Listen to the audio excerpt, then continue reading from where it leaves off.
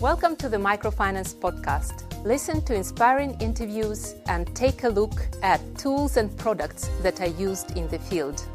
This podcast is produced by MicroSave, market-led solutions for financial services, and is brought to you by Moving Planet Films.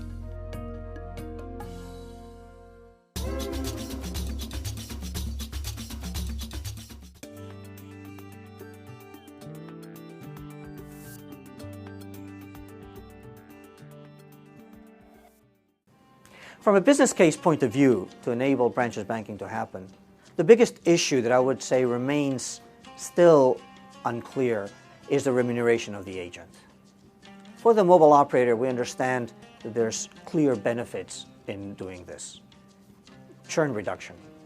Mobile operators are always fighting with reducing the rotation of customers in their customer base. If my money is linked to them, if I'm used to how I can interact with my money through their user interface, that's a way to lock me in. It also offers for mobile operators the opportunity of having a lower cost way of distributing prepaid airtime. They don't have to sell any more of those physical cards, and that's a cost reduction. They can also get more money on the data services, which they're very eager to promote. So for the mobile operator, there's a lot of pluses. On the banking side, there's also opportunities. To the extent that people leave money there in their accounts, that's float. And then banks and microfinance institutions have an opportunity to shift and make more revenue over transactions, which is a part of the business that they're missing out on today, because offering those transaction services is too costly. But if I, as a financial institution, collect a little bit of money every time a payment happens, that's a good source of revenue that can support the rollout of the network. And then, of course, you take people into the service by offering these payment services. Over time, you get to know them better, and then you can position the right products, savings, insurance, or credit. So for the banks, there's a good rationale. For the agents, this presents opportunities to revenues, but big headaches. At the end of the day, the cash problem is not going away. That is what makes transactions expensive today, and people will initiate all payments with cash. The only question is how to convert that cash into electronic, and who is taking that residual cash position, who is taking that cash and depositing in the bank account when he has too much cash. That's the role of the agent. The store that takes on the banking agent role has two main concerns. First, the security risk. Because I have more cash than I was holding before, I'm a more likely target.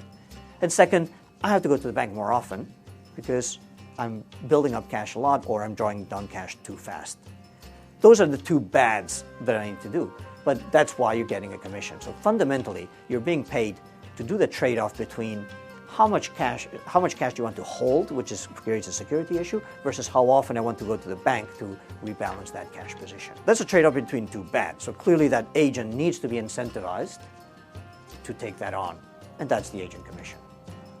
The problem is that most things that store is selling, he's selling at a commission probably north of 10%. 10% for a prepaid card, maybe 20% for a bottle of Coke. At that sort of commission, it's very hard to imagine banking services to be much demand for it. If I take a 10% hit just for the privilege of making a deposit at a store, that's not going to work. So there's a fundamental business model problem at the store. The best way to solve this problem is through volume. At the end of the day, the store doesn't really care about percent commission. It cares about how much money am I going to make out of this activity at the end of the month. Right now, the branches banking solutions that are out there, the prototypes that are out there, really have worked more on a higher margin basis and less on a volume basis. To make this pervasive, we need to make this a self-evident business proposition for the agents, and that is going to come through getting more transactions. So the kind of work that needs to happen going forward is much more concerted effort at aggregating all the transactions that are happening today through other channels. Utilities, they're being paid in a much more expensive way because the utility company has an agreement with the butchers, and that's how people pay their bills. Government that needs to pay social benefits or pensions to retirees, and they have an agreement with the post office that does it in a very costly way.